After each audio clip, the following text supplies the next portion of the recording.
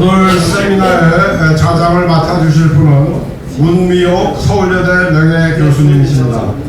문미옥 교수님은 서울여자대학교 아동학과 교수로 재직하시면서 15대 유아교육학회 회장을 지내시고 대통령자문 교육혁신위원회 위원을 지내신 우리나라 유아교육의 최고 전문가 중 한 분이십니다. 안녕하십니까, 모미옥입니다. 오늘 기대했던 것보다 이미 너무 멋집니다. 이미 축사라기보다는 축사이지만 기조발제 비슷한 충실한 내용을 담은 그런 내용들이어서 벌써 시작부터 매우 기분이 좋습니다.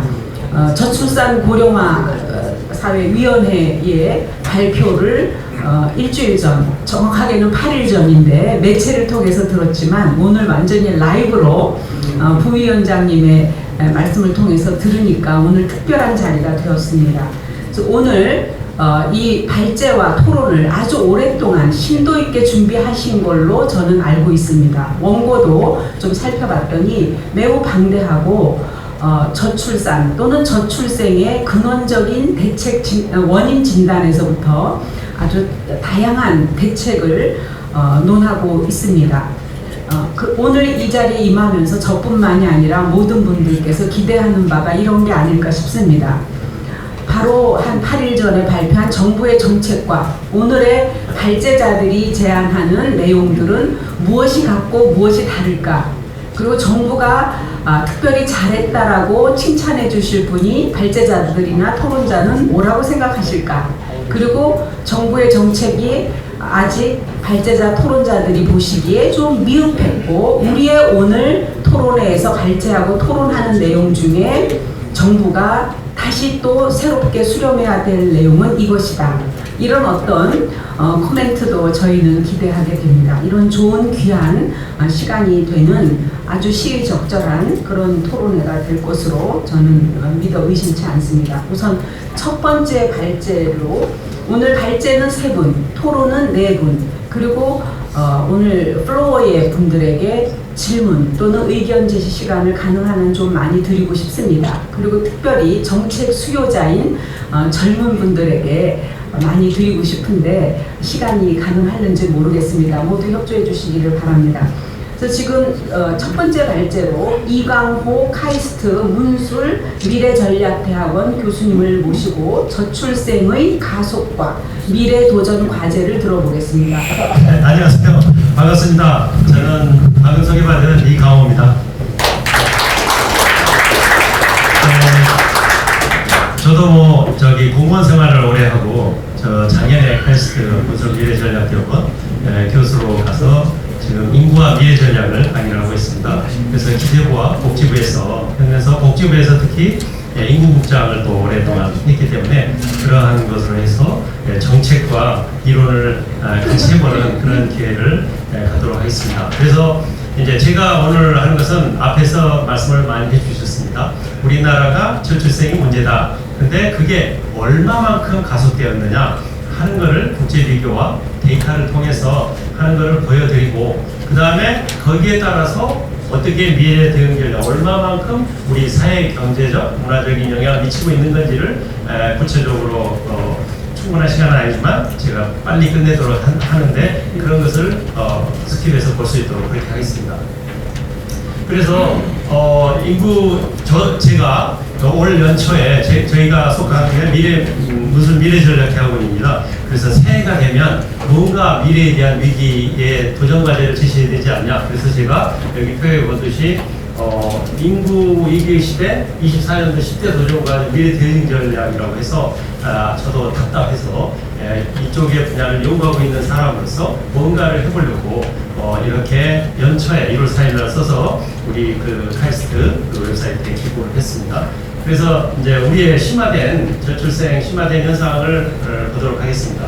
먼저 출생아 수하고 합계 출산율이 얼마만큼 바뀌었느냐 이 부분은 여러분들이 잘 알고 계실 거니까 그냥 단지 1970년에 100만 명이었는데 지금 작년에는 24만 명이었다. 그러면 얼마만큼 줄었는지 여러분이 감이 오시죠? 지금 여기 계신 분들은 160년대도 마찬가지로 100만 명 세대입니다. 그래서 그 정도에 출생했는데 지금 23만 명이 과연 우리를 받쳐줄 수 있을 것이냐. 그래서 이제 그 지표로 나타나는 게 합계 출산율을 얘기를 하죠. 그게 합계 출산율이 0.72명. 그러면 세계에서 가장 낮은 수준입니다. 그리고 그거를 이제 OECD 형국과 비교를 해보면 얼마나 낮은 것인지 여기에서 보시면 우리나라는 가장 우측에 가장 두드러지게 낮은 이런 것을 볼 수 있죠. 그 다음에 10년 전하고 비교를 해도 우리나라가 감소폭이 두드러지게 낮아진 이런 현상을 보여주는 것을 알 수 있습니다. 이 말은 현재 절대적인 수치에서도 압도적으로 낮고 그 다음에 뭐죠? 가속도 그 감소되는 속도도 압도적으로 두드러진다 하는 것을 보여주는 거죠. 그 다음에 이제 이렇게 하더라도 실감이 잘 안 나잖아요. 그래서 연대별로 10년 단위 출생아 수를 뽑아봤어요. 그랬더니 1970년대생이 어떻게 해요? 898만 명. 그런데 2000년생이 2000년대에 태어난 아이들이 얼마예요? 496만 명. 거의 반으로 줄었잖아요. 그런데 더 문제는 어디가 있습니까? 2020년대. 우리 2020년대 지금 태어나고 있잖아요. 이 아이들이 얼마나 태어날 거냐? 반도 안 돼요. 242만 명. 반도 안 됩니다. 그래서 여기서 반으로 줄고 또 반으로 줄었단 말이에요. 이렇게 되는 우리의 심각한 상황이 그러면서 그 다음에 또 2050년대는 20만 명도 무너져요. 그러면 이러한 현상이 앞으로 될 것으로 추정이 됩니다. 이 가정은 뭐가 들어있죠? 향후에는 합계 출산율이 지금과 같이 낮아질 거다 하는, 그런데 지금 현재 추세는 추정한 것보다 더 낮게 낮아지고 있습니다. 그래서 우리는 이거를 뭘 해야 되죠? 반전을 시켜야 되는 거죠. 그래서 반전을 시켜야 되는 필요성을 지금 얘기를 하고 있는 거고요. 그 다음에 인구는 그냥 단기간에 해결되는 이슈가 아니잖아요. 그 다음에 이거는 장기, 그 다음에 긴 호흡을 가지고 대책도 마련해야 되고 효과도 나타납니다. 여기서 그래프를 하나만 설명을 드리겠습니다. 우연치 않게도 1973년하고 2073년 인구가 똑같습니다. 3,400만 명. 우리가 1973년에 2,400만 명이 태어났어요. 인구가 2,400만 명이었어요. 그런데 죄송합니다. 3,400명. 그런데 2073년에도 똑같이 3,400만 명이 될 거라고 유엔에서 추정을 하고 있습니다. 그래서 우리나라 인구가 지금 정점에는 2020년이었거든요. 이게 지금 서서히 줄고 있고 주는 속도는 굉장히 빠르게 앞으로 진행될 것이다 하는 부분을 말씀드리겠습니다. 그리고 이제 우리나라만 이렇게 보느냐 글로벌리 한번 봐야 되잖아요. 그래서 어떻게 변하느냐를 보면은 이 아시아, 한국이 속해 있는 아시아가 보면 2022년에 아시아 지역이 59% 정도 됐거든요. 그런데 2070년에 보면은 50%로 줄어요. 근데 메인 이렇게 감소되는 주 국가가 어디냐? 한중일입니다. 우리나라가 급격히 줄고 일본도 줄고 중국도 주는 동북아 현상이고요. 여기 옆에 이제 이것들은 이제 합계 출산율을 나타내는 수치 그래프라고 볼 수 있겠습니다. 그래서 방금 말씀드렸던 한중일 인구 추세를 보면 2023년에 우리가 보통 전 세계 인구의 25%를 차지했었습니다. 그런데 20%가 무너진 게 2023년 작년이었죠. 그 다음에 나중에 8.4% 2100년에는 줄어들어요. 그러면 전 세계 인구의 8.4%를 가지고 우리 동북아가 세계 공장, 세계 소비 시장 이제까지 이렇게 얘기해 왔잖아요. 그러한 역할을 할 수 있을까요? 그런 역할이 안 됩니다. 이러한 우리의 이제 미래를 보여주는 주변의 인구라고 볼 수 있고, 이제 이것은 배경에서 했던 근대 인구 기회다 하는 것인데 이때 저도 참여를 해서 했었던 그런 내용이 되겠습니다. 그러면 이제 인구 구조가 어떻게 되어 있는지 방금 절대 숫자로 어떻게 바뀌었는지를 봤고, 그 다음에 이제 인구 구성이 어떻게 바뀌고 있느냐 이 부분입니다. 이 부분을 보시면 한국의 인구 비중을 보시면 이게 고령 인구죠. 65세 이상의 인구 비율입니다. 우리가 여러분이 잘 알고 있듯이 2000년에 7.7%를 넘어가서 고령화 사회라고 그러죠. 그 고령화 사회에서 고령사회로 14%로 넘어가는 그때가 2018년 그렇습니다. 그런데 이제 초고령 사회 2025년 내년이죠. 그런데 올해 11월 달이면 될 것 같아요. 예, 그렇게 지금 고령화가 급격히 진행하고 그 비중이 급격히 늘어나고 있고, 그 다음에 유소년 인구는 굉장히 빠르게 낮아지고 있죠. 2017년에 그 전환이 됐습니다. 그 다음에 여러분들이 주의하셔야 할 게 생산 연령 인구 15세에서 64세 이쪽이 중요한 구조입니다. 그런데 이게 지금 현재 우리는 정점이 있어요. 정점이 있는데 어떻게 됩니까?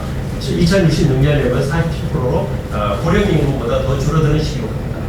그렇게 됐을 때 우리가 어떻게 되죠? 그러면은 젊은이가 우리를 고령 인구를 돌봄이 1대1이 넘는 거죠. 100%가 넘어가는 이런 상황인데, 우리나라는 이렇게 열악해지잖아요. 그런데 전 세계 인구를 보면 이게 60% 정도, 생산 연령 인구가 60% 정도로 유지하는 건전한 상태입니다. 전 세계적으로. 여기에는 문제가 없다라고 얘기할 수도 있습니다. 선진국만 문제고 아프리카나 이런 데는 아니고. 그 다음에 고령 인구도 보면 2070년에 가서 초고령 사회로 되는 비교적 감당할 수 있지 않냐, 인구 그냥 구조적으로만 봤을 때 이런 얘기를 할 수 있을 정도로 변화를 보여주고 있습니다. 그래서 이제 이거를 세계하고 한국하고만 비교만 하냐니 보면 생산 연령 인구가 이렇게 급격히 한국이 떨어지는, 우리가 모든 게 빨라요. 경제 성장도 빨랐지만 인구 구조 변화도 너무너무 빠릅니다. 그래서 이런 거를 한번 보여주고 고령 인구의 획득을 보여주는 이런 현상을 할 수 있겠고요. 그 다음에 여러분들한테 하나 더 강조하고 싶은 게 있습니다. 사망자. 우리가 인구가 계속 늘었던 것은 뭐죠? 그 평균 연령 수명이 길어졌던 거죠. 그래서 사망하지 않고 인구가 늘어났고요. 그런데 이제 평균 수명이 일정한 한계에 이르기 때문에 여기에서 사망자가 급격히 빠르게 늘어납니다. 2020년에 30만 명을 참으로 넘었어요. 그 전에 보세요. 전부 20만 명대로 유지가 됐었습니다. 사망자는 쭉. 그런데 여기에서 2029년에 40만 명, 60년에는 74만 명. 지금 우리가 코로나 때 뭘 경험했죠? 제가 이제 복지부에서 코로나 대책반에 들어있었습니다만, 그때 가장 심각한 게 화장자의 문제였습니다. 왜냐하면 사망자가 급격히 늘어서 화장장에 수용할 수 없었습니다. 그런데 그때보다도 훨씬 많은 숫자의 사망자가 발생했을 때 우리 화장장 지금 이대로 놔둬서 되겠냐 하는 문제가 생깁니다. 그러한 문제를 가지고 있다라는 거죠. 그래서 이제 그러한 현상을 종합적으로 통계청에서 이렇게 2020년하고 2072년의 변화상을 이렇게 설명을 해주는 그런 그래프라고 볼 수 있습니다. 그런 다음에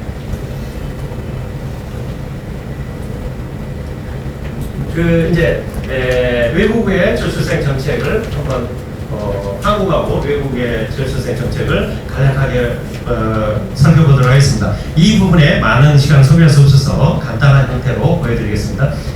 아까 저출산 고령사회의 부위원장님께서 왔다 가셨는데 2005년에 만들어졌습니다. 2005년에 우리가 1.09명이 되면서 저출산 고령화 대책을 만들어야 되겠다 해서 2006년부터 5년 단위 저출산 고령사회 기본 계획을 만들어서 발표를 하고 있습니다. 그래서 여기에 보듯이 1차, 6년, 10년, 2차, 3차, 4차, 그래서 4차, 지금 21년부터 25년까지 계획을 수립해서 시행 중에 있는데, 지금 어떻게 되죠? 부위원장님이 여러 가지 말씀을 하셨잖아요. 그래서 이번 정부 들어서 새로운 관점의 저출생 고령화 정책을 지금 준비를 해서 발표를 일부는 했고 향후에 지속적으로 발표하겠다는 겁니다. 그래서 여기에서 이러한 것이었고, 또 아까 말씀드렸듯이 조직 체계의 변화를 지금 이미 선언을 하셨고 대통령께서, 그래서 구체적인 조치를 지금 해 나가고 있는, 그래서 구체적인 변화를 그 체계에서 이루려고 지금 하고 있다. 왜냐하면 지금 4년 단위로, 5년 단위로 지금 4번이나 이렇게 정책을 펼쳤지만 효과가 그렇게 좋지 않고 계속 악화되었다 하는 관점에서 이제 더 이상 또 방치할 수 없어서 새로운 조직 체계를 만들어내는 그런 형태라고 봐야죠. 그러면 우리가 이제 가장 기본이 되는 게 저출산 고령사회 기본 계획이 모든 것을 포괄하고 있습니다. 저출산 정책이든 고령화 대응 정책이든 마찬가지입니다. 그래서 여기를 보시면 1차 때는 대응 기반 구축이라고 했고 제도나 기반 조성에 역점을 두어서 이러한 정책들이 이루어졌습니다. 그런데 두 번째는 점진적 출산율 회복을 목표로 해서 기원 가구 중심의 기본 계획을 수립해서 이때에 이제 60조 정도 된다고 이렇게 하고 있습니다. 여기에서 이제 이러한 정책들이 이루어졌고요. 그 다음에 3차 기본 계획에서는 아이와 함께 행복한 사회라는 사회 구조나 이제 그 시적 대책, 그러니까 출산과 직접적으로 관련되지 않는 젊은 사람의 일자리, 결혼에 대한 촉진, 이런 식으로 그런 정책들이 집중적으로 들어가고 특히 난임에 대한 지원을 많이 이루어졌습니다. 그 다음에 4차 기본 계획은 21년 이제 됐지만 현 정부 수정안이 저출산 고령화 계획을 반영한 그런 내용이 되겠습니다. 그래서 이거는 지난 8일 전에 발표한 그 내용이 보다 또 업데이트된 그런 내용이라고 볼 수 있습니다. 그래서 이 부분은 충분히 부위원장님이 말씀하셨던 그런 방향이라고 볼 수 있습니다. 그래서 우리나라는 이와 같이 했고, 그러면 이제 그와 같이 여러 가지 있지만 잘 이해가 또 얼른 안 들어오기 때문에 그러면 어떤 식으로 유형별로 조금 분류가 안 되겠냐 해서 이제 분류한 게 현금 지원. 특히 0세 7세 이거의 현금 지원이 어떻게 되어 있느냐. 그래서 저출산 고령사회에서 한 게 2,900만 원 정도 줍니다. 과거에 1억 원 지원하자고 말도 안 된다고 했는데 지금 벌써 2,900만 원이 지원이 되고, 그 다음에 지금 추가적인 대책들을 하면 우리도 저출산에 대한 굉장한 지원 금액이 현금 지원이 이루어지고 가고 있는 거 아니냐, 이런 생각을 할 수 있습니다. 그리고 이제 현물 지원, 제도 개선 이런 것들이 이와 같이 여러 가지가 형태가 있다. 이렇게 말씀을 드리겠습니다. 그래서 이거는 이제 어떤 정책이 있느냐 하는 것들을 저출산 고령사회에서 그 게시한 거를 이렇게 제가 여기 가져와서 이렇게 그냥 소개만, 그리고 이제 지난 8일 전에 보고한 거를 이렇게 멋지게 이렇게 브로셔를 만들어서 여기에서 가져와서 보여드리고 있습니다. 그래서 구체적인 내용들은 자세히 보시면 될 것 같고요. 그 다음에 일본의 저출생 정책, 일본도 상당히 우리보다 더 저출생 정책으로 진행됐기 때문에 일본 것이 이쪽 선이기는 한데, 일본이 이제 89년부터 이렇게 해서 엔젤 플레인 같이 사회대책 대강, 이것도 4차까지 만들었습니다. 여기서도 정책을 상당히 나름 심도 있게 해서 일정한 1.63명까지 회복을 하는 그런 현상으로 평가를 해주기도 합니다. 그런데 2023년에 다시 1.20명으로 줄여서 저희도 출생아 수가 1억 120만 명, 200만 명까지 하다가 72만 명으로 여기도 줄어들고 있는 이런 형태이고요. 이쪽에서는 TFR, 그러니까 합계 출산율을 1.8명으로, 아까 부위원장님은 몇 명이라고 했죠? 1.6명이었잖아요. 1.6명인데 1.8명 목표로 지금 추진하고 있습니다. 그 다음에 일본도 이제 여러 가지 정책을 추진하고 있지만 계속 그러고 있다. 그 다음에 여기 프랑스. 프랑스가 가장 선진국에서 성공했다라고 하는 평가들을 하는 국가입니다. 그래서 93년에 이제 이렇게 적극적으로 추진하게 돼서 다양한 정책을 했고, 그런데 이제 이렇게 한때 상당히 합계 출산율이 회복된 그런 현상을 보였습니다만, 최근에 2023년에 1.68명으로 이렇게 출생아 이런 숫자를 나타냅니다만, 여기서도 보시면 어떻게 되죠? 이게 최근에 들어와서 이렇게 줄어드는 이런 현상을 보일 수 있죠. 그러니까 프랑스도 이게 효과가 다 된 거, 그 전에 정책했던 게 문제가 이제 한계가 있는 거 아니냐, 이런 문제가 있고, 그다음에 헝가리가 이제 대표적인데, 그래서 이제 헝가리가 엄청 우리가 배워야 된다 이런 얘기를 많이 합니다. 그래서 이제 여기서 주택 구입에 대한 탕감, 인센티브 이 제도를 많이 해서 여러분들도 알고 있을 겁니다. 그런데 헝가리가 그래서 반전을 해서 OECD 평균보다 높아지는 성과를 보여줬습니다. 그래서 이 나라가 굉장히 우리의 관심을 가는데 최근에 또 이쪽도 줄어드는 형태를 보인다. 이렇게 해서 전 세계적으로 역시나 저기가 어려움이 저출생에 대한 현상이 이렇게 대부분 되고 있다. 그러면 이제 우리가 여기에서 봤듯이 그러면 이제 이 저출생의 도전 과제가 어떤 식으로 영향을 미칠 거냐 하는 부분들이 이제 문제가 될 겁니다. 그래서 그러한 이제 개략적인 대응 방안 이런 것이 되겠습니다. 그러면 가장 중요한 게 저출생 국토공직이죠. 그래서 실마리를 살리자 이렇게 생각합니다. 그래서 우리가 지난달에 4월달 521명 늘었다고 우리가 지금 좋아하고 있지 않습니까? 그러면 이거는 저는 시그널로 봐야 된다 이렇게 생각합니다. 그래서 혼인 결혼 전체 결혼 인식도 조사해서 이게 어떻게 했냐면 과거부터 결혼 꼭 해야 된다 인식도가 엄청 낮아지고 있었어요. 그런데 2020년, 22년 이때 약간 프로젝션이 보이고 있습니다. 약간 증가하려고 하고 있어요. 그러면 이 말은 저는 해석을 어떻게 하느냐? 최근 들어서는 결혼에 대한 인식도가 조금 긍정적으로 바뀌려고 하지 않냐 이렇게 생각합니다. 그래서 우리가 경제학에서 얘기를 하기를 그 기대 인플레이션이라고 하죠. 그거를 넘어가는 정책이 있어야 정책의 효과가 있다고 합니다. 그러면 우리 저출산 정책은 어떻게 되죠? 우리가 이러한 기대에 하고 있는 이런 상태를 넘어서는 획기적인 정책을 해야 효과가 있다. 그래서 우리는 행동을 해야 되고 힘을 잡아야 된다. 이렇게 생각하는 이런 표라고 할 수 있겠습니다. 그래서 이제 왜 중요하냐? 시나리오별로 인구가 어떻게 되느냐를 보여줍니다. 이게 2072년에 어떻게 되느냐? 저위, 중위, 고위에 4,200만에서 3,000만 사이가 나요. 합계 출산율에 따라서 우리는 고위 이상을 달성을 해야 된다. 이런 말씀을 드리는 거고요. 그 다음에 인구와 경제 성장 어떻게 되냐 이런 부분은 또 여러 가지가 있다. 그 다음에 인구 감소, 생산 연령 감소가 크게 문제가 되고 있는데 이거는 어떻게 되냐? 저는 어떻게 최근 뭘 하고 있죠? AI 혁명이라고 해서 모든 사람들이 AI 이러고 있습니다. 그러면 이게 어떤 효과를 보이냐? 경제학적인 측면이나 아니면 사회 구조적으로 일자리를 대체를 하고 있고 일자리 대체에 대해서 두려워하고 있습니다. 사람들이. 그런데 우리나라는 어떻게 하고 있죠? 우리나라는 엄청나게 지금 위기에 처해 있습니다. 여기가 2023년하고 비교를 해보니까 이렇게 많은 가파르게 줄어들어요. 생산 연령 인구가. 그럼 이 일을 할 사람이 줄어드는 거죠. 그런데 그 중에서도 특히 문제가 뭐냐면 신규 취업 핵심 인구라고 해서 25세에서 29세 이 친구들입니다. 이 친구들의 증가 속도는 어마어마합니다. 그래서 30년에 여기 줄어드는 인구의 34%를 차지합니다. 그러면 이때가 위기겠죠, 우리가. 이제 지금은 구직난이지만 좀 있으면 구인난으로 불과 2, 3년 후에 나타납니다. 그래서 이러한 부분들을 20분이 지났기 때문에 지금 1분 내에 마치겠습니다.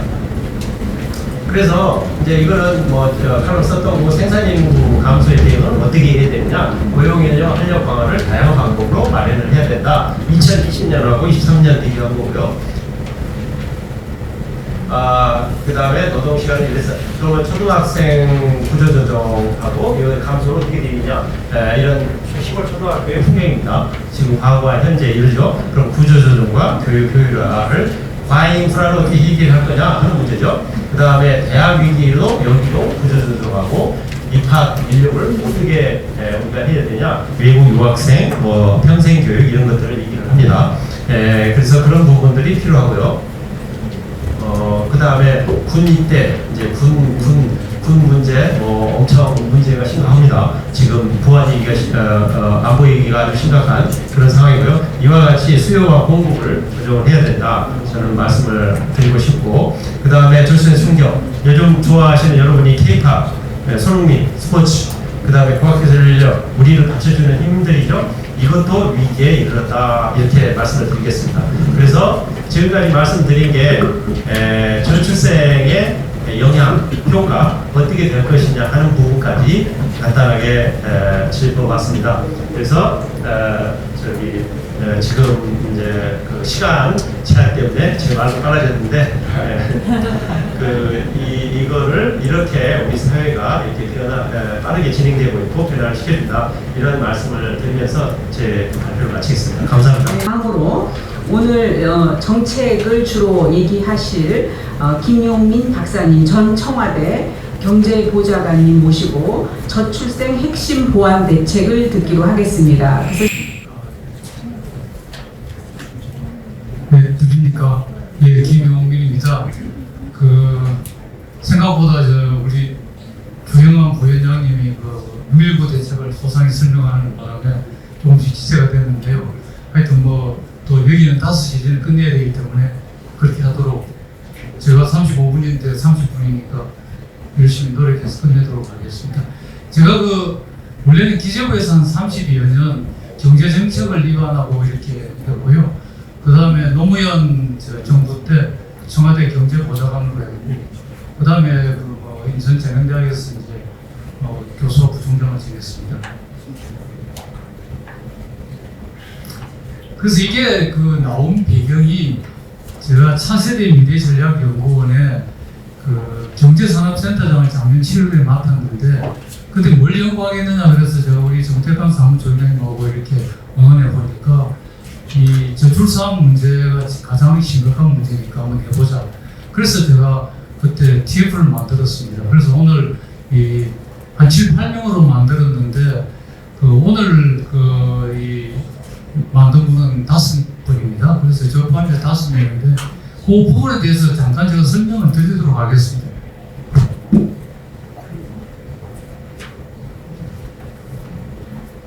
얘네만 이거 전부 이거 자료 갖고 계시죠? 자료 갖고 계시면은 이 자료에 보시면은 9페이지가 있습니다. 9페이지 좀 봐주실래요? 9페이지. 9페이지에 봐주시면 방금 이광호 교수님 저출산의 가속과 미래 대응 전략을 설명을 드렸고요. 그 다음에 제가 이제 29페이지에 보면은 저출생 위기 극복 이제 실천이 답이다. 29페이지에 있습니다. 그래서 제가 이제 이번에 핵심 보완 대책에 대해서 설명을 드릴 거고요. 이게 제가 드리지만 저 혼자 한 건 아니고요. 우리 TF에서 같이 고민해서 만든 겁니다. 그리고 이제 54페이지에 보시면은 54페이지에 보면 비혼 출산 대책에서 우리 김병일 교수님이 또 설명을 드릴 건데 이것도 혼자서 하신 건 아니고 주로 하셨는데 다 같이 토의를 거쳐서 한 거고요. 그 다음에 이 세 개의 특색은 뭐냐면은 71페이지를 봐주실래요? 71페이지. 71페이지를 봐주시면 다른 그 책자와 다르게 발제문 종합이라고 해서 앞에는 파워포인트로 정리를 했는데 여기는 한글 파일로 정리를 해가지고 이 보면은 73쪽에 그 5명의 그 뒤에 보면 그 이름이 나오고요. 그걸 한글 파일로 정리했기 때문에 그걸 한글 파일은 나중에 또 연구하실 때 참고하시면 되겠습니다. 오늘 제가 말씀드릴 부분은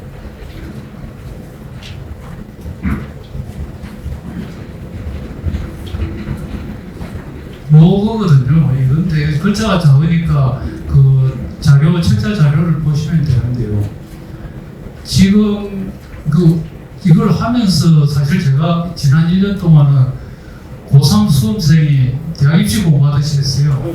그래서 잘 때 말고는 하루 24시간이 저출산 문제를 고민을 했고 지하철 타고 가다 젊은 여성들을 보면은 왜 그 10km를 많이 안 할까 어떻게 하면 할 수 있을까 그 생각을 많이 했고 주말도 특별한 일이 없으면 자료 보고 연구하고 그렇게 했습니다. 그렇게 해서 찾아봤는데 솔직히 말해서 우리나라에 제대로 된 저출생 연구 보고서가 없습니다. 보건사회 연구원도 있고 육아정책연구소도 있고 여러 연구소가 있는데 그걸 들여다보시면 두 가지입니다. 하나는 그냥 옛날에 실적을 정리해 놓은 거 그런 게 하나 있어요. 또 하나는 아주 부분별로 연구원들이 조사한 건 있는데 우리나라 저출생 대책의 저출생 문제를 종합적으로 분석을 해서 무엇이 원인이고 그래서 어떻게 하면 이걸 반전시킬 수 있는가 보고서가 하나도 없어요. 또 하나 제가 봤는데 작년 2023년 12월 달에 한국은행 경제연구원에서 나온 보고서인데요. 그 보고서가 제가 볼 때는 지금까지 나온 보고서 중에 최고 보고서입니다. 이렇게 돼 있어요. 이름이 초저출산 및 초고령 사회 극단적 인구 구조의 원인 영향 대책인데 한국은행이 기본적으로 우수한 인력들이 많이 모이고 연구 능력이 탁월합니다. 제가 이걸 보고는 제대로 짚었구나. 한국은행에서는 뭘 원인으로 보냐면은 경쟁 압력 때문에 왜냐하면 그 OECD EU도 보면은 대충 1.3에서 1.5입니다. 합계 출산율이. 우리는 지금 작년에 0.72까지 떨어졌잖아요. 이거는 1 이하로 떨어진 나라는 OECD 국가 중에 없어요. 그래서 이게 왜 그러냐? 우리나라 사람만 특별하게 이게 남녀간에 서로 유별해가지고 보기도 싫어하고 결혼도 안 하느냐? 그건 아니더라고. 여기서 말하는 거는 한국은행 보고서는 원인이 경쟁 압력이 됩니다. 경쟁 압력. 경쟁 압력 때문에 모든 동물은 우선 자기 개체의 생존이 우선이고요. 대체 생존이 되면 그다음 번식으로 들어가거든요. 우리나라 젊은이들은 불행하게도 대체 생존이 안 되는 그런 단계에 있는 겁니다. 왜 안 되느냐면은 아까 저순서 저고위의 정영환 부회장님도 말씀했듯이 한국은행에서 상관관계 분석을 해보니까 우리나라 수도권 집중하고 출산율하고는 역의 상관관계가 강하게 나타난대요. 그럼 수도권 집중이 되면 뭐가 문제입니까? 우선 직장 구하기 힘들어요. 직장 구하기 힘들고 두 번째 집 구하기 힘들거든요. 지금 원인이 세 가지인데 첫째가 안정된 직장 소득, 두 번째가 주거, 세 번째가 양육입니다. 이 순으로 이 세 가지 때문에 우리가 못하고 있는데 제일 안정된 소득이 없고 비정규직이 우리나라 거의 절반 되거든요. 그리고 그 다음에 뭐 집값 비싸가지고 살 집이 없으니까 그냥 뭐 결혼도 생각 못하니까 결혼 못하면 그 다음에 출산 못하는 거거든요. 제가 이거를 하려고 제가 원래 경제학 전공입니다. 경제학 전공은 기재부에서 30몇 년 경제 정책만 했는데 보육 정책을 좀 부탁을 드리려고 하니까 받을 분이 적당하지가 않아요. 그 여성 교육학이나 전공학부들은 저하고 생각이 좀 다르더라고요. 왜냐하면 아이를 키우는데 그냥 보육 시설에서 키우면 정서 발달에 문제가 생기니까 낮에는 아이들을 갖다가 보육소에 보내지만은 저녁에는 부모가 데려와가지고 해야 정서 발달이 제대로 된다고 하는데 제가 생각할 때는 우리나라 젊은 부부의 맞벌이 부부의 절반입니다. 자영업자가 또 많잖아요. 30%. 그럼 이 사람들은 기본적으로 자기가 케어를 할 수가 없어요. 저녁에도. 그럼 뭔가 대체 수단이 있어야 되는데 정부는 어떻게 하느냐. 우리나라 정부는 그냥 생생만 내고 있는 겁니다. 생생만 내고 야 우리 어린이집 유치원이 있으니까 거기서 해라. 어린이집 유치원이 어떻게 되어 있습니까? 제가 조사를 해보니 어린이집은 아침 7시 반부터 저녁 7시 반까지는 봐줘요. 봐주는데 7시 반 되면 데리고 가야 되거든요. 그럼 부모들이 지금 주로 경기도에 많이 살잖아요. 서울 같으면 직장은 서울인데 6시 때만 나오기 힘들죠. 6시 반에 나오면 보통 출퇴근이 1시간 반, 2시간을 걸릴 때가 많아요. 그럼 그거 전에 어린이집에서 데리고 올 수가 없으니까 그래서 지금 육아정책연구소에서 보고서를 보면 맞벌이 부모가 근무하는 시간에 누가 제일 많이 봐주느냐. 조부모 1등 조부모, 2등 어린이집 보육 현장, 3번 유치원 방과후 이렇게 돼 있거든요. 그래서 조부모가 한 70% 됩니다. 그럼 예를 들어서 젊은 부부가 있는데 자기 부모님은 다 지방에서 다른 지역에서 살고 계시고 또 돌아가신 분도 있을 거고 그러니까 가만 생각해 보니까 또 봐줄 사람도 없으니까 아예 그냥 결혼할 생각, 애 낳을 생각을 못 하거든요. 그 정부가 이걸 해야 되는데 나중에 나오긴 나오는데 지금 제가 말씀드릴게요. 제가 그래 전문가분들을 만나봤는데 제가 어린이집 원장님 여기 나오고 계신 분도 있는데 유치원 원장님, 그다음에 아동학교 교수, 그다음에 우리나라 연구소의 박사님 이런 분들 한 10여 명을 제가 지금 초등학교 교사도 저 넓은 학교 때문에 만났거든요. 제가 만난 초등학교 교사는 전주교대를 나오신 20대 후반 30대 초반 이런 분인데 아직 결혼 안 하시세요. 여성인데 우리 이제 식사하다가 이야기를 물어보니까 자기가 결혼 안 한 이유가 뭐냐니까 자기 동기들은 전주에 남아있는 동기들은 대부분 다 결혼했대요. 그럼 자기하고 수도권 서울 쪽에 온 사람은 거의 다 결혼 안 했대요. 차이가 뭐냐? 집값이랍니다. 전주 집값이 싸대요. 싸기 때문에 소득은 안정이 되어 있거든요. 직장은요. 초등학교 교사는. 그래서 직장과 소득은 안정이 되는데 집값이 비싸가지고 수도권에서 결혼을 못하는 거예요. 그래서 경쟁 압력, 이 직장 소득, 그 다음에 주거 해결해야 되는데 아까 조영환 부위원장 말씀대로 금방 하기 힘들고 구조적 요인이니까 그 시간 걸리고 당장 할 수 있는 게 뭐냐? 보육입니다. 그 보육인데 우리나라 정부는 제가 조사를 해보니까 생생내기 보육이에요. 생생내기.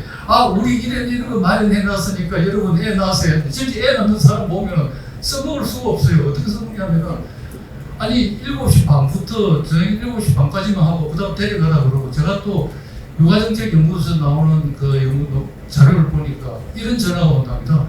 어린이집이나 이런 데서 그 담당 교사가 전화해서 아유 학부모님 지금 그 애들이 다 집에 뭐 혼자 애만 남아있는데 어떻게 할까요? 이렇게 전화가 온대요.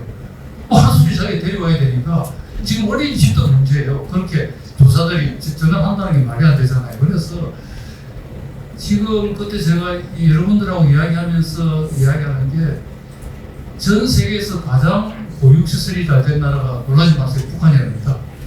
북한이 사회주의 국가가 일반적으로 잘 돼 있는데 북한이 잘 돼 있어가지고 제가 이제 논문들을 좀 섭렵을 해봤는데 북한과 함께 논문은 거의 없어요. 몇 개밖에 없는데 1950년에 6.25 전쟁이 일어나고 나서 북한에도 그 전쟁공화가 많이 생기고 특히 이제 북한은 여성 노동력을 활용하기 때문에 여성 노동력 활용과 전쟁공화 때문에 타가수 유치는 엄청나게 그때부터 치기 시작해요. 80년대 되면은 북한이 그 보육, 영유아 보육은 세계 최선진급으로 올라갑니다. 올라가니까 어떻게 됐냐면은 모든 공장, 모든 제작소, 협동농장 이런 데 다 타가수가 다 있어요. 타가수가 다 있어가지고 그 부모가 출근할 때 그 직장에 있는 타가수에 맡기고 퇴근할 때 데려가니까 육아 걱정은 전혀 없잖아요. 근데 심지어 타가수에서 근무 시간에 하루에 2-3번 그 엄마가 와서 모유를 먹일 수 있도록 해놨대요. 그러니까 북한에서는 그 부부가 젊은 남녀가 결혼하면 육아 걱정은 필요 없어요. 자기 출근할 때 맡겨놓고 퇴근할 때 찾아가서 집에서 같이 있다가 오면 되거든요. 심지어 뭐 주단위 뭐 타가수가 있고 그렇다면 물다니 우리나라는 이게 안 돼 있습니다. 기본적으로 유치원은 제가 물어보니까 9시부터 5시까지인데 아침 8시에 데려오면 봐주긴 봐준대요. 그 교과 과정은 아니고 5시인데 보통 6시까지 데려가야 되고 늦어도 7시까지 데려가야 되니까 기본적으로 맞벌이 부부의 시간하고 안 맞잖아요. 그러면 그래서 이게 좀 미안한 말씀인데 제가 생각나는 이야기가 저고위에서 이번에 난 6.19 대책은 지금보다도 훨씬 이게 진일보되어 있습니다. 진일보되어 있는데 제가 볼 때는 정책의 우선순위가 좀 잘못되어 있어요. 아까 제가 자료를 보면 첫째가 뭐냐, 일가정 양립이 첫째입니다. 그 3대 분야가 첫째가 일가정 양립, 둘째가 양육, 애 키우는 거고요. 셋째가 주거 이렇게 되어 있습니다. 3번 축으로 맞는데 첫째가 일, 육아 양육, 일 가정 양립과 이 양육은 순서가 바뀌었어요. 일가정 양립의 저고의 대책은 뭡니까? 대부분이 육아휴직입니다. 육아휴직. 육아휴직을 어떻게 하면 좀 더 쉽게 해주고 뭐 중소기업도 해주고. 근데 육아휴직은요 지금 법상으로는 1년 하게 돼 있고 부모가 각각 1년이니까 최대 2년입니다. 최대 2년 하는데 기본적으로 애가 클 때까지는 초등학교 6학년까지 부모 손길이 필요하거든요. 0세부터 11세까지. 그럼 12년 동안에 맥시멈 2년밖에 못 쓰는 거 가지고 이게 무슨 양육 대책 되지는 않습니다. 일부분 활용을 할 수 있지만 그리고 우리나라 80%인데 80%는 중소기업인데 중소기업은 육아휴직 거의 쓸 수가 없어요. 쓰면 그 기업 자체가 안 돌아가고 그럼 그만두고 다른 사람 채용해야 되고요. 육아휴직 쓸 수 있는 데는 유일하게 공무원, 대기업, 공기업 이 세 가지입니다. 세 가지 말하면 거의 쓸 수 없어요. 제가 이제 인천자명대학교에서 교수할 때도 보면은 거기는 사립학교고 거의 뭐 공무원 비슷하거든요. 거기 다 써요. 그러니까 이 세 공무원, 그다음 공기업, 대기업 말고는 거의 쓸 수가 없고요. 그래서 이런 상황에서 육아휴직을 이제 확대하는 건 좋은데 1순위는 아니다. 1순위는 양육이고 2순위가 일가정 양립이고 3순위가 주거인데 제가 유심히 봤어요.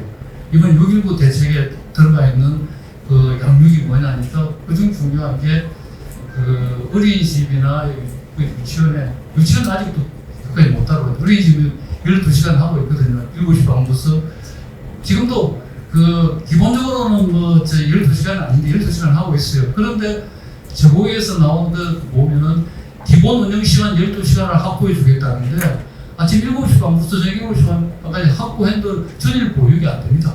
여전히 구멍이 빠져 있거든요. 근데 그 구멍을 메꿔줘야 돼요. 제가 말하는 것은 전일 보육으로 할 수 있는데 큰 돈 안 들고 할 수 있는 방법이 들어가 있습니다. 그게 하나예요. 그래서 이제 차례 순서대로 말씀을 드리도록 하겠습니다. 지금까지 말씀 다 했고요. 그 다음에 여기서 보면은 포인트가 여기 있죠. 잘 안 보이네요. 그래서 지금 말씀드리는 게 직장, 그 다음에 주거, 양육인데 실제 실업한 것은 양육이다. 왜냐? 지금 당장 애 낳은 것부터 우리 해결해야 되잖아요. 애 낳은 것부터 해결해야 되고요. 그 다음에 이건 짧게 안 보이죠. 제가 말로 떼우겠습니다.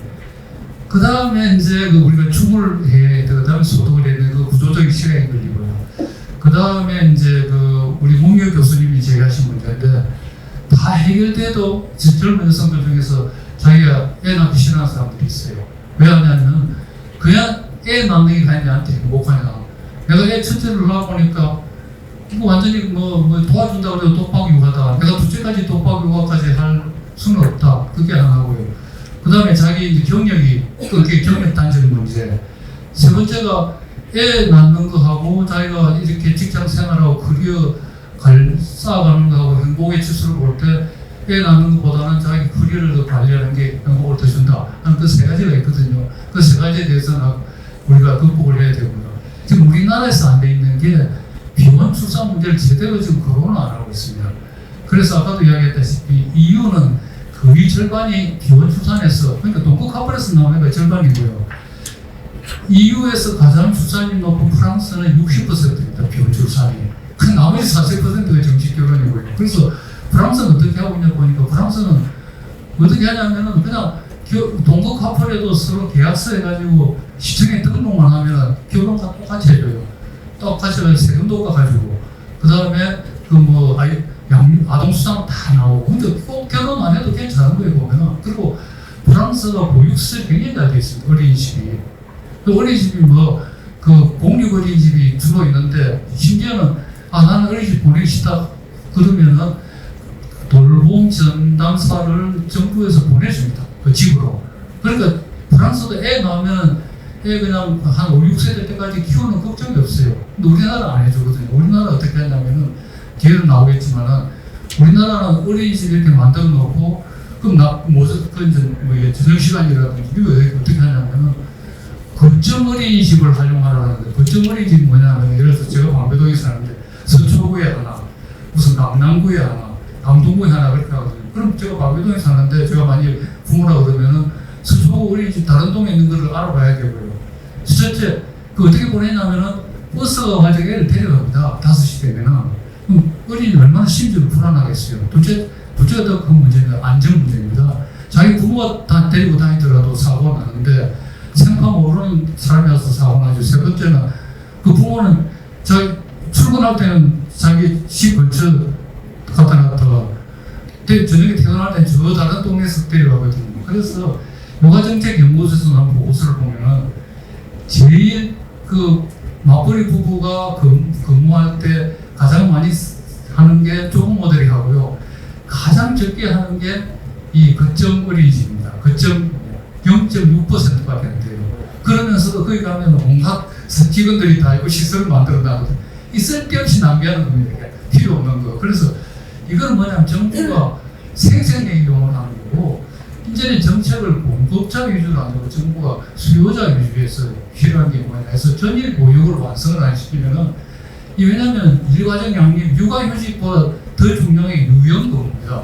지금 우리나라 좀 시작이 되는 유연근무는 뭐냐면 재택근무라든지 일주일에 5일 같은 거 4일도 근무할 수 있고, 유연근무를 하면 제가 스웨덴 이런 데는 참 잘 돼 있어요.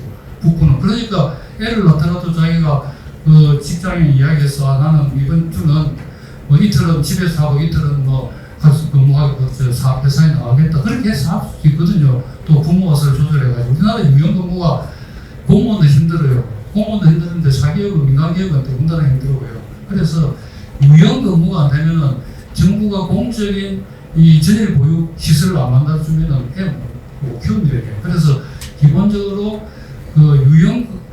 육아휴직과 유연근무가 일가정 양립의 핵심인데, 육아휴직은 아직도 공기업이나 공무원이나 그 다음에 대기업 말고는 하기 힘들고, 유연근무는 심지어 대기업이나 공무원도 힘들어요. 어떻게 공격도 못 해줍니다. 그래서 일가정 양립을 위한 제도를 계속 확충을 하지만 금방 안 되니까 전일 보육을 빨리 확충을 해서 나가자 하는 그게 그거 그 보육은 하지 말자. 그 돈 있으면은 그냥 있는 어린이집을 돌아주는데 지금 문제가 또 나오겠지만은 지금 우리 심각한 문제가 이 주보에서 혹시 나오신 분 계신지 모르겠네요. 그 자료는 제가 드려가지고 제발 좀 반영해달라고 했는데 앞으로 4년 이내 우리나라 어린이집과 유치원에 3분의 1이 문을 닫습니다. 왜냐하면 유치원 그 영유아들이 줄어들어가지고 3분의 1이 문을 닫으면은 이제 그 동네 옛날에 그 3개 있던 게 2개로 줄어들거든요. 그러면은 부모들이 보낼 때가 더 줄어들어요. 더 접근성이 떨어지고. 그럼 이 줄어드는 어린이집 유치원을 정부에서 돈을 주고 그냥 계속 유지를 시켜야 됩니다.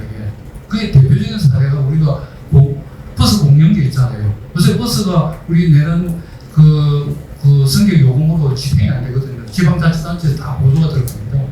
그러면은 버스는 공공적이기 때문에 우리가 공적 보조가 들어가는데 우리나라에 지탱을 하고 있는 이 어린이 영유아들은 더 중요하지 않습니까? 정부가 그럼 그 돈을 보조를 해가지고 어린이 유치원이 문도 안 닫게 만들어줘야 됩니다. 그걸 하는데 돈이 어디 있느냐? 돈이 있어요. 돈이 어디 있냐면 지방교육재정교부금이라고 들어보셨나요? 그 68.8조 금년에 69조고요. 그런데 우리나라 금년도 2024년 예산이 656조입니다. 그럼 딱 한 10%가 조금 넘어요. 그 방대한 돈이 지방교육재정교부금이라고 그러는데 우리 내국세 20.57%가 그쪽으로 들어갑니다. 딱 5분의 1이. 그럼 그 어디 쓰느냐면은 그거를 딱 정해놨어요. 초등학교, 중학교, 고등학교, 초중등 교육만 쓰라 해가지고 제가 그걸 10회를 보니까 돈이 하도 많아가지고 쓸 데가 없어서 지금 중등학교, 고등학교, 중학생, 고등학교 다 하나 앞에 하나씩 공짜 노트북이 다 들어가 있고 주고 심지어 어떤 시도교육청은 돈이 너무 남으니까 호텔에 투자를 하는 사례가 있습니다. 그래서 이렇게 낭비되는 이 돈을 지금 보세요. 시설도 막 좋은 시설을 리모델링 해주는데 요게 중고등학교인데 지금 여기서 무너지지 않습니까? 지금 영유아가. 그럼 지금 기준으로 리모델링 잘 해놓으면은 앞으로 한 10년 뒤에는 절반도 없거든요. 낭비를 하고 있는데 지도교육과는 이제 정치적으로 막 반대를 하지 못하는 이거 빨리 바꿔야 됩니다. 바꿔가지고 69조를 빨리 영유아 교육, 타 보육에 쓰도록 그렇게 만들어줘야 되고요. 이게 이제 제 기본 개념인데 이제 설명을 해보겠습니다.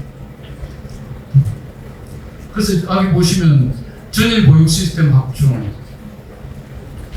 나오네요. 그 다음 이게 그 이야기고요. 일단 주거 지원. 그 순서가 보육이 먼저고, 그 다음에 주거고, 그 다음에 출산가정 세제 지원 확대는 제가 기재부에 있을 때 조세, 세제를 좀 많이 했어요. 그래서 좀 넣었고, 이게 굉장히 중요해요. 프랑스가 이걸로 성공을 한 겁니다. 출산 기피 심리 개선 기원 출산. 이렇게 됩니다. 요건 아까 다 말씀을 드렸어요.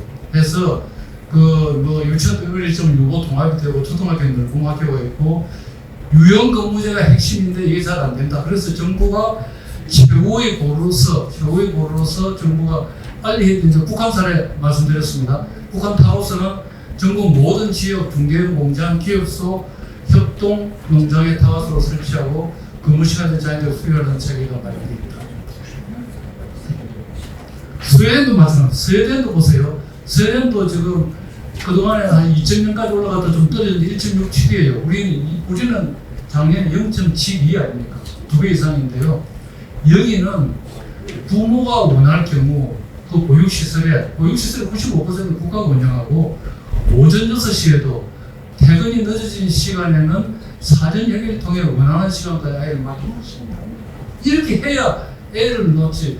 필요할 때 제 딸이 저 손자가 둘인데 우리 제 아내가 일주일에 그 4일은 또 5일 내내 출근합니다.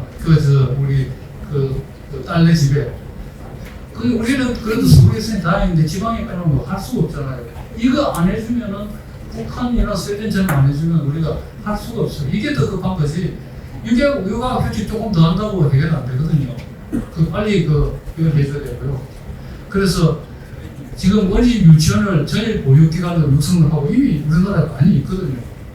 자 보세요. 어린이집에 43,770개소 2013년인데 20년에 3923개 가지고 13,000개 줄었죠.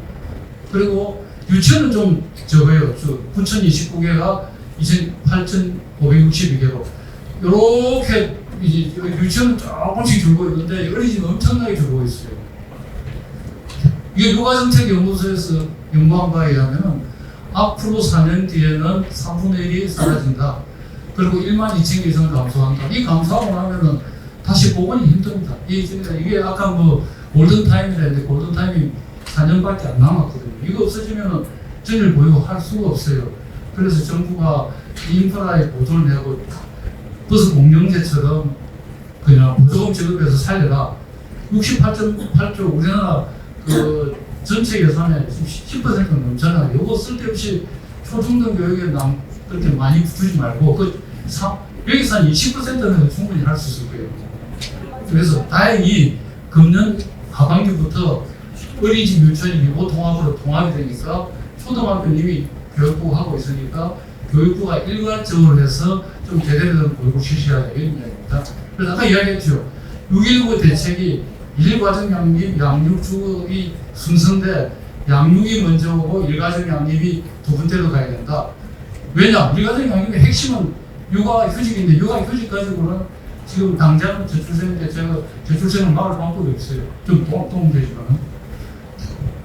그 다음에 이제 5분 남았네요. 빨리 하겠습니다. 2분 남았어요. 야간 연장 5분 남았죠? 2분 남았어요. 2분 남았어요. 근데 자, 5분 남았어요. 그럼 이거는 자 야간 연장 보육은 뭐냐면 이건 굉장히 중요합니다. 이건 굉장히 중요한 게 야간 연장 보육을 하려면은 어떻게 되어 있냐면은 아동을 2명 이상 보육을 해야 되고 해당 총 월 20시간 이상이 돼가지고 이건 아동을 못 받는 경우가 있는데 또 국공립은 또 한 명만 있어 해줘요. 그 물어보니까 그쪽에다가 복지부 이야기는 그 국공립은 이건 의무사항이고 의무사항이니까 해주는데 민간 어린이집은 안 해준다. 이 말이 안 되잖아요.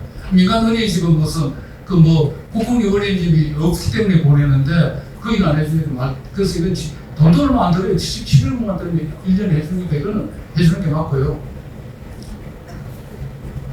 그 다음에 또 연장보육이라는 것은 이제 그 오후 4시에 끝나면은 또 그 오후 4시에 기본보육인데 이거는 7시 반까지 3시간 반을 더 해주는데 이거는 당연히 해줘야 되는데 이런 절차를 만들어가지고 무슨 서류를 잔뜩 내라고 되어 있어요. 이런 서류 좀 진부하지 말고 그냥 하자. 그 다음에 연장 어린이집은 이제 인건비도 보면은 교사가 기본이 60세인데 요새 60세야 65세 되더라도 그 신체도 멀쩡하고 잘할 수 있게 65세를 연장하자.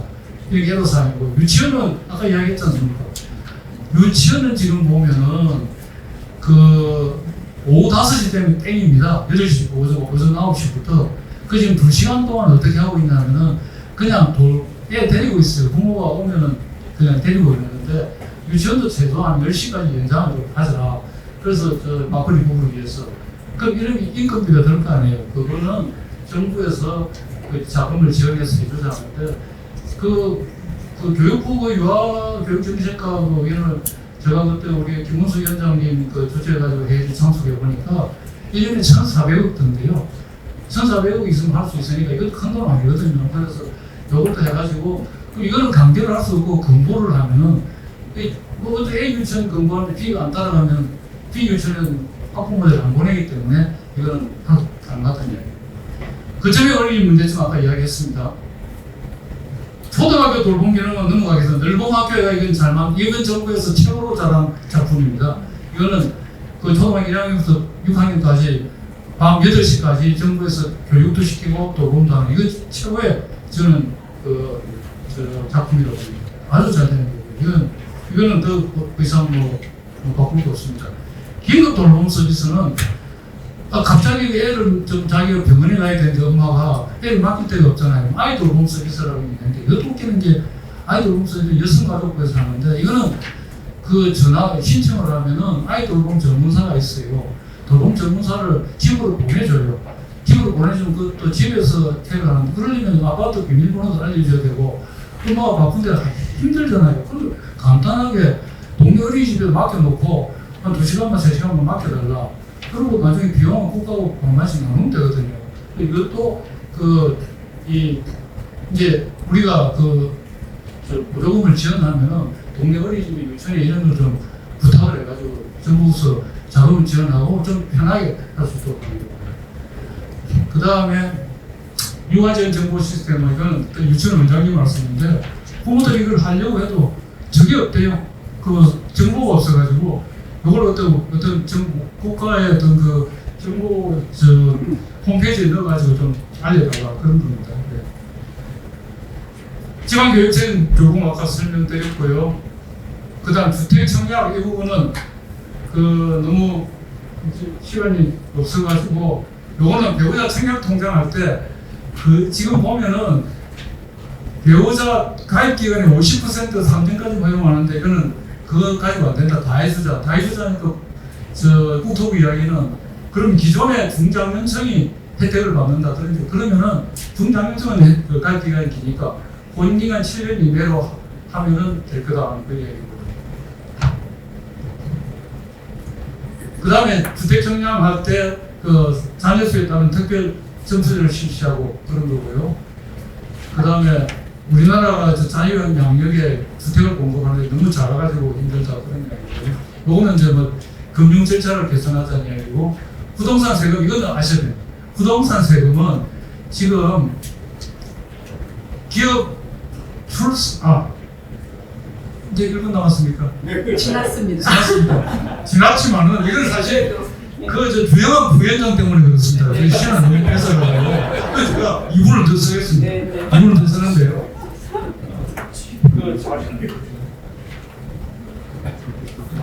자료집을 좀 봐주실래요? 자료집. 자료집에 제가 한다고 했는데 그 업데이트가 안 된 부분이 있어가지고요. 47페이지 좀 봐주실래요? 47페이지. 47페이지에 보시면은 그 위에 저 파워포인트 그 그림에 1세대 1주택에 대한 세제세 혜택이 있고 세 번째 줄에 보면 재산세가 나오는데요. 1세대 1주택자가 보유한 공시가격 9원 이하 주택을 대상으로 각 구간별 세율을 0.05%포인트 인하했는데 이걸 2021년부터 2025년인데 2023년인데 2026년으로 좀 3월 6으로 좀 바꿔주실래요? 2023년까지 한시적용이 아니라 작년 12월달에 연장이 돼가지고 2026년까지 한시적으로 연장이 됐습니다. 그렇게 좀 바꿔주시고요. 그 다음 같은 내용인데 그게 그 한글 파일에 어떻게 되어 있냐면은 한글 파일에 그 104쪽입니다. 104페이지에 보시면은 한글 파일 104페이지 한글사 그 104페이지에 보시면은 거기도 부동산 세금 혼인 페널티 제거인데 그 박스 안에 위에 부분에 그 세 번째 줄에 재산세가 있는데 9억 이하 주택을 대상으로 각 구간별 세율 0.05%포인트나 2021년부터 2023년까지인데 2026년까지 3월 6일에 좀 바꿔주십시오. 이게 작년 연장이 되고 이 내용은 뭐냐면은 지금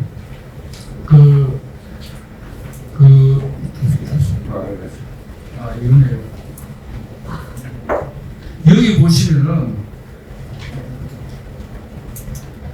지금 1세대 1주택 그 혜택이 이런 게 있어요.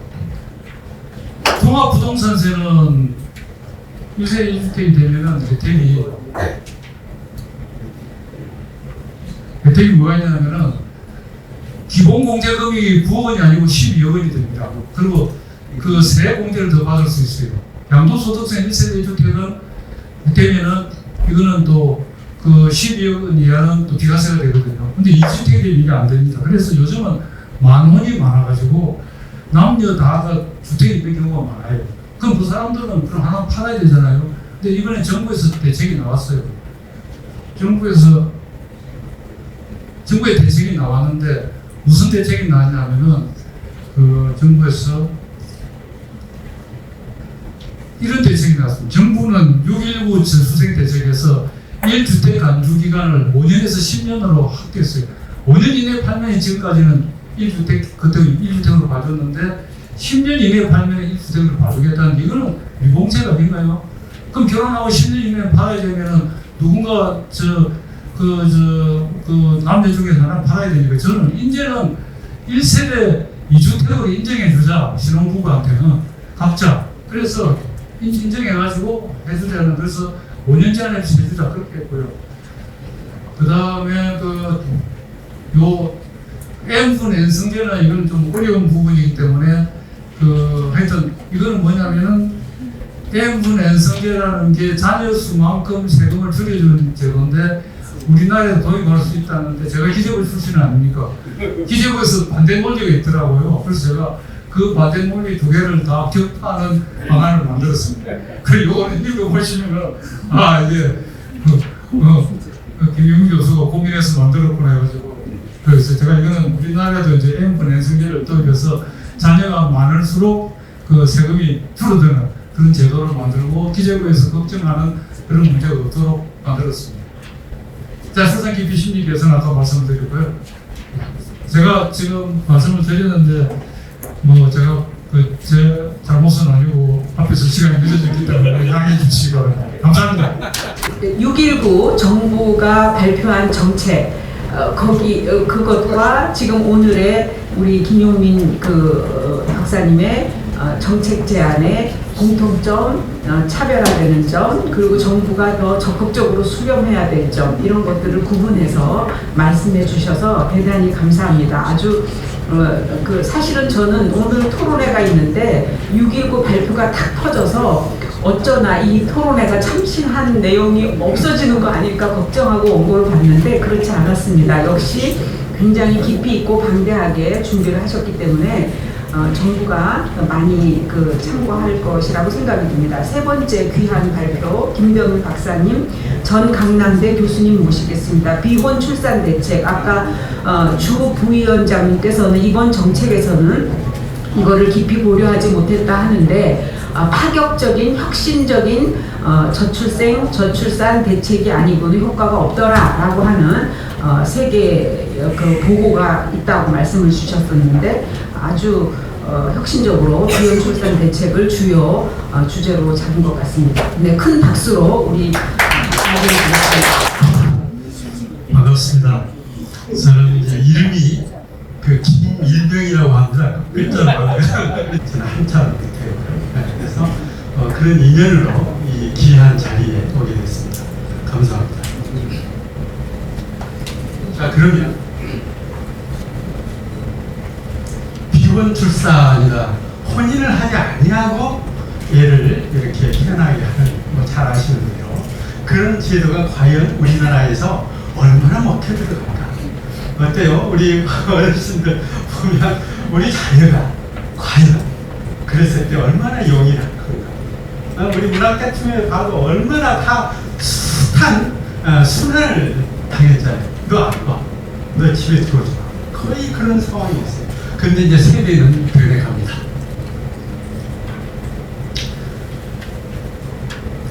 그래서 지금 우리나라가 모든 게 복지든 뭐든 법률은 중심으로 되어 있습니다. 일단 둘이 혼인신고를 하고 그렇게 법률은 중심으로 다 노출되는 법원에 다 이렇게 법률은 중심으로 되다 보니까 그렇지 않냐고 이제 동거에 의해서 나는 애를 어떻게 관리를 해줄 것인가 그런 문제들이 이제 대두가 됩니다. 그리고 아까 잘 아시는 대로 우리나라는 비혼 출산율이 2.59, 0.84였습니다. 2020년에.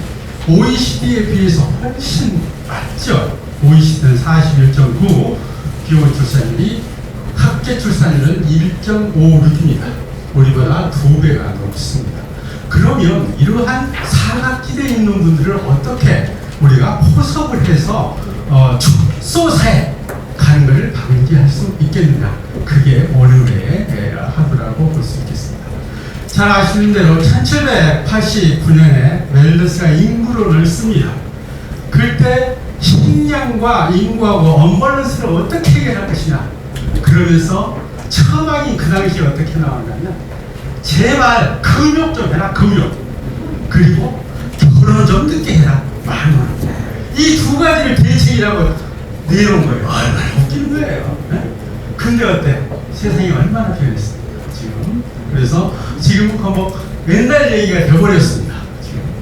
그래서 우리가 이제 비혼 출산에 대해서 한번 보도록 하겠습니다. 10분이기 때문에 빨리빨리 하겠습니다. 한번 보시면 아까 제일 앞에 쪽발에서 안 보이는데 칠레 있지 않습니까? 칠레가 본래 비혼 출산율이 75.2%예요. 어마어마하죠. 1위 나오고. 근데 학계 출산율은 그렇게 1.6인가 53인가 그쯤 됩니다. 최고로 높지는 않아요. 네? 그 다음 이제 코스타리카 나오고, 그 다음 멕시코가 나오고, 멕시코가 높아요. 멕시코가 한 70%가 넘는데, 비혼 출산율이. 근데 학계 출산율이 1.91명이 나옵니다. 멕시코가. 조그마한 얘기. 두 번째 나오죠. 세 번째 나오잖아요. 상당히 높아요. 근데 어떻든 간에, 이제 우리가 본받을 만한 거는 그래도 우리나라하고 동쪽한 나라. G7 정도는 돼야 되지 않겠습니까? 그래서 프랑스를 엿보겠습니다. 그래서 비혼 출산율이 프랑스가 62.2% 아까 말씀하신 대로 학계 출산율이 1.79입니다. 이렇게 나름대로 상당히 유의미한 상관관계가 있다. 이렇게 출산율하고 비혼 출산율하고 상당히 상관관계가 있다는 게 지금은 상당히 나름대로 통계적으로 입증이 되고 있습니다. 그러면 이 비혼 출산에 대한 우리나라 국민들의 인식은 어떠냐? 옛날에 엄청나게 달라졌어요. 보시면 비혼 출산에 대해서 부정적으로 생각하지 않는 자가 63%나 됩니다. 그리고 보시면 여성들 보세요. 70.38%예요. 그리고 젊은 가임 여성 될 수 있는 25부터 29세, 79.8%가 괜찮다고요. 아니 제발 좀 살아보고 여성 입장에서는 저 남자놈 성격 괜찮은가 좀 보고 어떤 게 좀 버릇이 잘못되어 있는가 그거 좀 보고 결혼하겠다. 엄청나게 달라졌습니다. 세상에서. 네. 그렇게 젊은이들은 사고가 이렇게 변했습니다. 그러면 또 우리나라 법은 어떠냐? 가족법. 우리 헌법 36조라에 보면 개인의 존엄과 양성평등이에요. 그리고 우리나라 보면 이 혼인 당사자 간의 가정의 자율성을 최대한 존중을 하는데 부부 재산제도 이게 이제 부부 별산제도라든가 그런 거겠죠. 그리고 여러분 상속제도도 보면 어때요? 유언을 하지 않으면 법정 상속을 적용하도록 되어 있단 말이에요. 일단 어떻든 간에 유언이라든가 자율성을 최대한 존중을 해요. 최근에 이제 또 유류분에 대해서 헌법 불합치 판결이 나오기는 했습니다만 이렇게 늘 변화가 됩니다. 그리고 이제 사실혼, 우리나라 사실혼이 있죠. 사실혼에 대해서는 상속권이 없죠. 이렇게. 그리고 혼외자로 취급받습니다. 그 다음에 이제 우리나라가 이게 이제 워낙 이런 문제가 이제 사회가 변화가 되니까 국가인권위원회에서 건강가정기본법이라고 있어요. 거기다가 다양한 가족 형태 그거를 좀 넣어라. 그리고 공고를 했어요. 그래가지고 그게 이제 국회에서 폐기가 됩니다. 반영보다고. 그랬는데 2023년도에 처음으로 생활동반자법이 발의가 됩니다. 통과는 안 됐죠. 그래가지고 그 중요한 내용이 보면 소득세 4대 보험 주택 분양에서 배우자하고 똑같이 대우를 해주겠다. 그게 핵심이죠. 그리고 보면 중대병이 걸렸을 때 함께 할 수 있다. 예, 그런 것들. 우리가 의사결정을 하려고 수술해야 될까요? 안 돼요. 다 각서 쓰잖아. 그래서 어르신들 보면 근데 어때요? 그것도 할 수 있도록 해줘야 돼요. 그 정도라고 보면 되겠습니다. 그 다음에 주요국 보면 특히 이제 프랑스가 아까 우리 김영민 차관님께서 말씀하셨지만 프랑스가 참 잘 돼 있어요. 그래서 이렇게 둘이 동거를 하면 계약을 맺습니다. 그래서 프랑스는 쉽게 얘기하면 법률론이 있고 그 다음에 텍스라고 하는데 이 제도가 있고 시민연대가 있고 그 다음에 세 번째 그냥 동거가 있어요. 이 3단계로 보면 그래 제일로 많은 게 시민연대예요. 텍스가 제일로 많고 아까 62.2라고 그랬죠. 그 다음에 법률론 그 다음에 그냥 동거 갈수록 혜택이 낮습니다. 혜택이. 그러나 텍스는 상당히 혜택이 거의 결혼하고 비슷해요. 그래가지고 아까 신청, 간청 옛날에는 지방법원에다가 이렇게 등록하도록 되어 있는데 지금은 그렇지 않아요. 지금은 간청 가까운 데다가 이렇게 하도록 제도 개선이 됐습니다. 그 다음에 이제 보면 이제 사실상 공동생활, 동거에 대해서 법률상 지위를 보장하는 스웨덴 같은 나라가 있습니다. 그게 이제 크게 두 가지 유형이라고 볼 수가 있고요. 그 다음에 이제 프랑스 시민연대협약은 가볍게 그냥 넘어가도록 하겠습니다. 여기 승인 요건 계약이다 이렇게 보시면 되고요. 실질적으로 보면 서로 공동생활을 여기를 해야 되는 거고요. 근데 현실적으로 보면 아니 텍스 관계가 맺어졌어. 근데 또 하겠다. 안 된다는 거 무효예요. 그리고 직계 인척다. 3,000일의 관계 결정까지는 안 되도록 되어 있습니다. 무효. 그 다음에 쭉 여기서 넘어가서 보면 이제 세계 사회보다 그만큼 권리 이런 것들이 다 혜택을 줍니다. 당사자들은 공동으로 소득 신고라든가 세금 납부 가능하도록 되어 있습니다. 그런데 혼인과 달리 파트너에 대해서 유족연금 수령은 안 돼요. 예. 그렇기 때문에 거기에 이제 차별화가 법률을 하고, 그러나 이제 기타 출산 참여권이라든가 임차권, 자기가 같이 산다 임차해서 그런 것들은 이제 가능합니다. 자, 그래서 스웨덴은 우선 세 가지 요건이 있어요. 파트너와 상시적으로 동거를 해라. 그 다음 커플 관계해야 된다. 그 다음 파트너와 생계를 갖춰라. 그런 요건이 갖춰지면 프랑스처럼 그게 신고해서 등록할 필요가 없어요. 그 자체에 대해서 법에서 법적 지위를 부여를 하고 있습니다.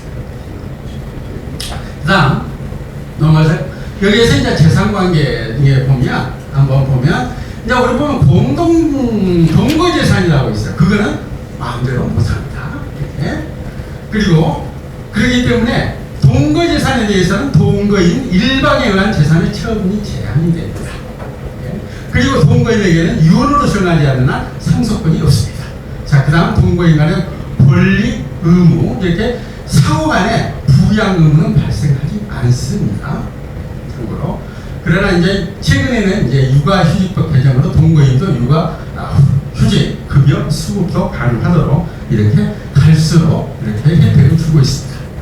그 다음에 그러면 시사점, 우리한테 어떤 시사점이 있길래 이거에 대해서 관심을 갖느냐 보면 이제 다양한 이렇게 가족 공동체가 생겨야 된다. 그것을 내적으로 법적으로 어떻게 흡수할 것이냐 그런 문제가 이제 대두됩니다. 그래서 우리는 모델을 프랑스로 할 것이냐 스웨덴으로 할 것이냐, 또 이제 네덜란드는 파트너십 제도라고 있어요. 일본 같은 경우에는 지자체에서 지금 그런 제도를 도입을 하고 있습니다. 일본은 2점 아까 보면 비혼 출산율이 우리는 2.5인데 거기 2.4예요. 근데 거기는 학대 출산율이 1.34배나 돼요. 일본은. 지금 약간 떨어졌습니다. 그 다음에 이제 입법화에 대한 견해다, 긍정론이다 보면 한번 보시면 밑에 그 생활만일 동반자법, 팩스 같은 거 그런 만들어지면 1인 가구 비율을 감소시켜서 기초생활보장비라든가 이런 것들을 주택수요 같은 거 예산 절감 가능하겠죠. 또 고독이라는 게 얼마나 예롭습니까? 그게 아까도 고독이라는 게 1000만 중에서 아까 보면 그 200만이 덕분원이라고 그렇게 말씀하신 것 같은데 그런 겁니다. 그래서 이러한 또 그리고 가족이 공동체가 누릴 수 있는 혜택도 줍니다. 건강보험, 피부양자, 인증이라든가 이런 것들이 보면 출생률 제고 몇 분 남았죠? 네, 이제 좀 마무리 좀 예, 그럼 마무리하겠습니다. 좀 넘어가서 긍정론 했고요. 부정론 우리나라는 어떻든 간에 헌법재판소에서 혼인은 1년 1년당 이렇게 결합이라고 남아있어요. 네. 헌법 36조도 그렇고요. 쭉 넘어갈게요. 그 다음에 이제 한부모 가족. 간단히 하겠습니다. 요새 이제 출산 통보제, 예를 들어서 애를 이제 젊은 애들이 애를 낳았다. 그러면 자칫하면 유기할 수 있잖아요. 그렇기 때문에 출산 통보제 제도가 도입됐고, 그다음 또 그렇기 때문에 그거를 유기 임산부를 보호하기 위해서 또 그러한 분들을 또 유기하는 것을 방지하기 위해서 보호 출산 제도 그런 제도로 도입이 됐습니다. 그다음에 이제 요거는 뭐 지원 제도는 넘어가도록 하겠습니다. 아까 우리 부위원장님께서 워낙 설명을 잘 해주셔서 그 다음에 뭐 출산 통보 제도 뭐 기술적이기 때문에 넘어가도록 하겠습니다. 그 다음에 이제 보호 출산 제도, 이거는 이제 그렇게 되면 참 그렇잖아요. 이걸 어떻게 할까? 얼마나 불안하겠어요. 얘 생겨가지고 어떻게 날까. 그렇기 때문에 옛날에 어떤 박스에다 그냥 넣어놓고 가버리고 그런 안타까운 사연들이 많이 있었잖아요. 그래서 상담을 하게 되고 보호출산 그런 제도를 도입하게 됐습니다. 그 다음에 이제 지원 제도 지금 현행보다도 어떻게 개선하면 좋겠는가 한번 봅시다. 이거는 우리나라는 사실 보면 이 다른 나라는 양성평등에 의해서 동성도 인정하도록 되어 있어요. 예? 그래서 근데 우리는 아직 지금 이제 기독교 보수단체에서 상당히 반대를 합니다. 그래서 이성 커플에 대해서만 좀 어떻겠느냐. 그리고 아까 헌법재판소에서 결혼은 일남 일녀 결합이라고 했거든요. 남자 2명이 결합 아니고 여성 2명이 결합이 아니고 일남 일녀 결합이라고. 그렇기 때문에 일단 제 생각에는 이렇게 해도 넘어가지 않을까. 헌법재판소 통과되지 않을까. 그런 생각도 언뜻 들어요. 이제 한 15분이 됐기 때문에 짧게 했습니다. 그 다음에 입법 형태는 등록, 프랑스, 사실상 공도, 스웨덴, 그 다음 우리나라 사실혼제도 이런 제도를 어떻게 할 것인가. 그 다음 구체적으로는 이제 결국에는 그래요. 사회보험이라든가 어떤 혜택을 똑같이 줄 것이냐, 세금 신고하는데 똑같이 해줄 것이냐, 상속 공제 받을 때 똑같이 해줄 것이냐, 이런 문제들이거든요. 그 다음에 이제 도입을 아까 말씀한 대로 이성과 비혼 출산의 법과 제도를 이렇게 편식으로 하면 좋지 않겠냐. 법적 안정성을 위해서 또 법률 관계를 명확하고. 그 다음에 이제 한국어 가족이 좀 적극적으로 좀 지원 좀 해주자. 참 안 되잖아요. 그런 내용이고요. 그 다음 보호 출산제도 특히 이제 그 미혼부 아버지도 이렇게 만약 유전자 검사는 과학적 방법에 의해서 남편 자기가 내 아들이다 딸이다 그러면 자기도 신고할 수 있어. 요새는 뭐만 신고하도록 돼 있어 지금 법에 가져가게 있으면. 그래서 이거 이제 헌법 브라트 판결을 받아가지고 이걸 고쳐야 됩니다. 2025년 12월 아니 3월 고치도록 이렇게 나와 있습니다.